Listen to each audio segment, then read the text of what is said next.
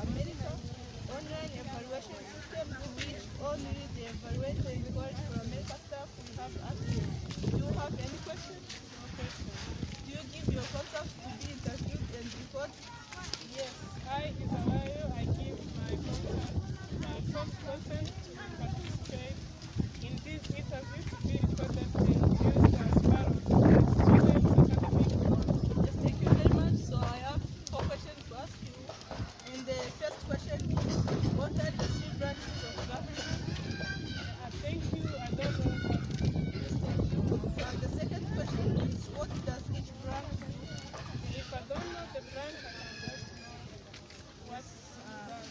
Thank you very much. The third question is, Democrat and Republican are the major parties. Can you name a third party? I don't know. The last question is, what is the basic process by which a bill becomes a law? I don't know. Yes, thank you very much for your time. Thank you. Hello, Oli. Today is May 2021. My name is Iribagiza. I'm a student in the Bachelor of Arts program in College for America at Iribagiza. And I'm conducting this interview as a part of my academic work. With your contact, I will record this interview and use the information in the street video I'm working on for a contribute to the society project. The interview will be used to make street video and submit to College for American staff. My project can be evaluated. This recording will be used solely for this purpose. The interview information will be temporarily stored in the College for America online evaluation system to which only the evaluator and College for America staff will have access. Do you have any questions? No. Do you give your contact to be interviewed and recorded? Yes. I am Orete Yesinga. I give my informed contact to be participate in this interview to be recorded and used as a part of the student academic work. Yes, thank you very much. I have 4 questions to ask you. So the first question is, what are the 3 branches of government? Thank you. The second question is, what does each branch do? Yes. The third question is, Democrat and Republican are the major parties. Can you name them? So thank you. The last question is, what is the basic process by which a bill becomes a law? Yes. Thank you very much for your time. Thank you very much. I'm Iribagiza. I'm a student at Southern New Hampshire University. I'm going to work on a project called Government and You under the goal contribute to the society. I did the street video with 2 people, and we have the conversation about the question that I have supposed to be asked about the USA government and how it works.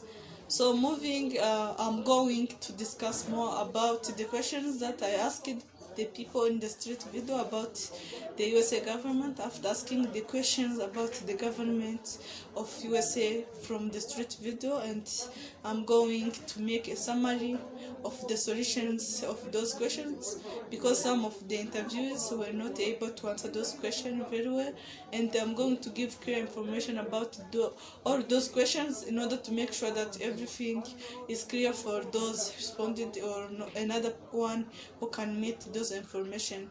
So starting from the first question, the first question said that, what are the 3 branches of government? So there are 3 branches of government, which are legislative branch, executive branch, and judicial branch. So moving to the second question, it asked that, what does each branch do? So the legislative branch drafts proposed laws, confirms or rejects presidential nominations for heads of federal agencies, federal judges, and the Supreme Court, and it has the authority to declare war. So this branch includes Congress, which means is the Senate and the House of Representatives, and special agencies and offices that provide support service to Congress. American citizens have the right to vote for senators and representatives through free confidential ballots. So the executive branch carries out and enforces laws. It includes the president, vice president, cabinet, executive department, independent agencies, and other boards, commissions, and committees. So there are some key roles of the executive branch. So include president. The president leads the country. He or she is the head of state. Again, he or she is a leader of the federal government and commander-in-chief of the United States Armed Forces. The president serves a 4-year term and can be elected no more than 2 times. So about the vice president support the president. If the president is unable to serve, the vice president becomes president. So the vice president can be elected and serve an unlimited number of 4-year terms as vice president, even under a different president. So moving to the cabinet. The cabinet members serve as advisors to the president. They include the vice president, head of executive department, and other high-ranking government officials. Cabinet members are nominated by the president and must be approved by a simple majority of the Senate, which are 51 votes if all 100 senators vote. So the judicial branch interprets the meaning of laws, applies laws to individual cases, and decides if laws violate the Constitution. It is composed of the Supreme Court and the other federal court. So moving to the next point, how are the 3 branches connected and how do they regulate each other? So the Constitution divided the government into 3 branches, which are legislative, executive, and judicial. So that was an important decision because it gives specific powers to each branch and set up something called checks and balances. So just like the phrase sound, the point of checks and the balance was to make sure that no one branch would be able to control too much power, and it created a separation of powers. So here are some examples of how the different branches work together. So the legislative branch makes laws, but the president in the executive branch can vote those laws with a presidential veto. So the legislative branch makes laws, but the judicial branch can declare those laws unconstitutional. So about the executive branch, through the federal agencies, has responsibility for day-to-day enforcement and administration of federal laws. These federal departments and agencies have missions and responsibilities that vary widely, from environmental protection to protect the national borders. So about the president in the executive branch can veto a law, but the legislative branch can override that veto with enough votes. So the legislative branch has the power to approve presidential nomination, control the budget, and can impeach the president and remove him or her from office.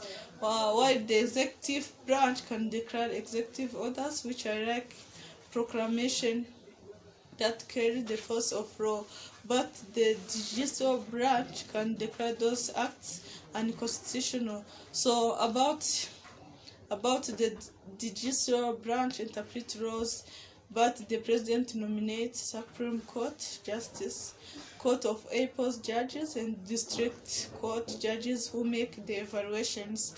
So again, the judicial branch interprets laws, but the senator in the legislative branch confirms the president's nomination for the judicial positions, and Congress can impeach any of those judges and remove them from office.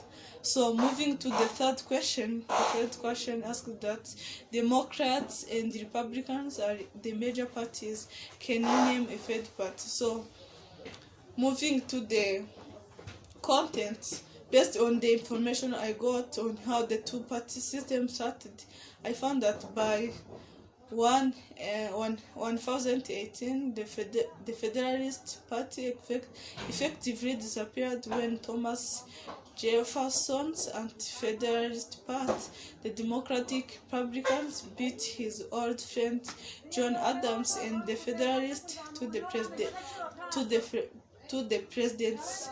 So, but this is very difficult decade marked by mistrust, the rise of factional newspapers, and profound agreement about the future of the United States provide the origins of the two-party system in the United States today.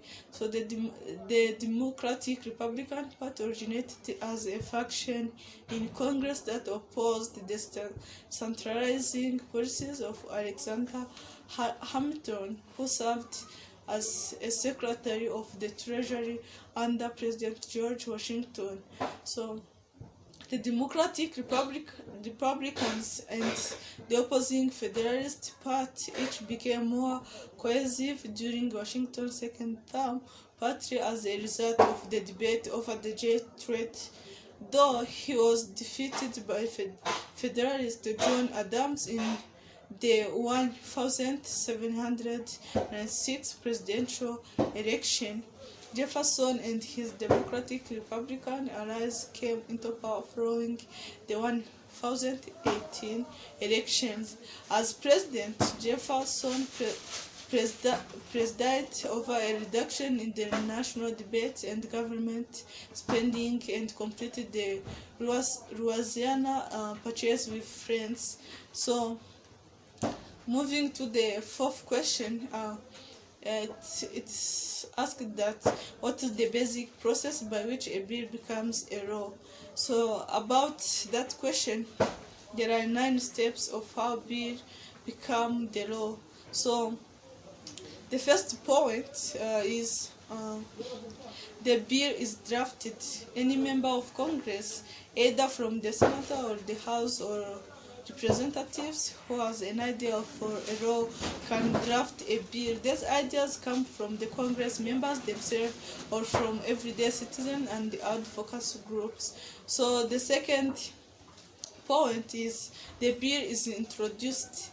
Once the bill is drafted, it must be introduced. If a representative is the sponsor, the bill is introduced in the House.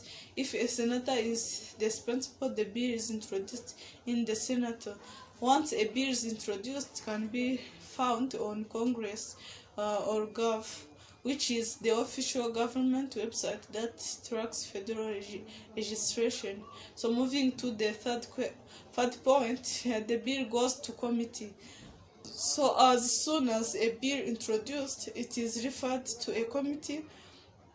Both the House and Senate have various committees composed of groups of Congress members who are particularly interested in different topics such as health or international affairs.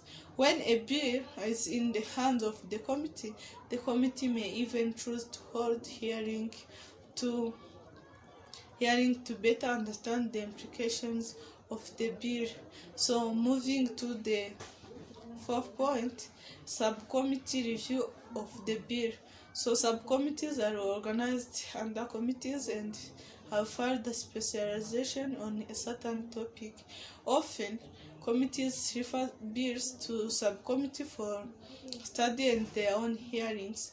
The subcommittee may make changes to the bill and must vote for refer a bill back to the full committee. So moving to the fifth point, committee markup of the bill.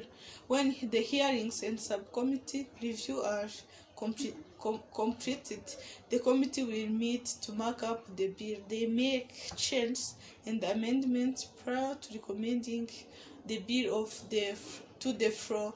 If a committee votes not to report registration to the full chamber of Congress, the bill does. So if the committee votes in favor of the bill, it is reported to the floor.